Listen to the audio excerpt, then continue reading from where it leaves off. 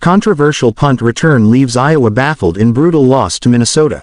Cooper DeJean thought he gave Iowa the lead, but referees called back his touchdown. The Minnesota Golden Gophers won a low-scoring bout to Iowa, 12-10, on Saturday night.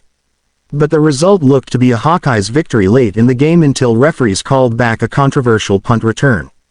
Iowa's Cooper DeJean was set to receive a punt from Minnesota, which was deep in their own zone with 2:06 left to play in the game.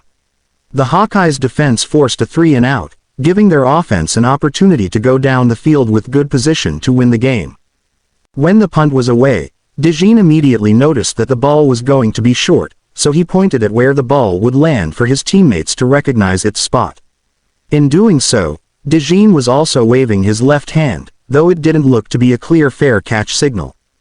The ball bounced, and instead of just letting it go out of bounds, DeJean decided to scoop it up and attempt a return. For some reason, no Golden Gopher on the punt coverage team decided to push DeJean out of bounds close to the sideline, which he took full advantage of. DeJean raced down the field and wound up in the end zone to the dismay of the home Minnesota crowd.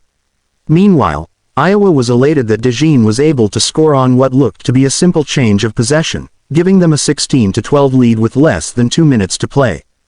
It ended up being that change of possession when referees ruled that DeJean was signaling for a fair catch after review. During the NBC broadcast, rules analyst Reggie Smith explained why this was the right call to make in the situation. Initially, the punt returner points at the ball, which is something that's allowed. However, with his left hand, he begins giving the getaway signal, as you can see him waving here. This constitutes an invalid fair catch signal. It's not a penalty, but it causes the ball to become dead at the spot of the recovery.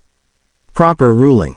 Iowa was still able to acquire great field position with enough time left to at least kick a field goal for the victory.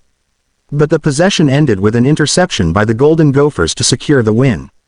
The loss for the Hawkeyes pushed them to 6-2 on the year, and 3-2 in Big Ten Conference play. Minnesota, on the other hand, improved to 4-3 for the season.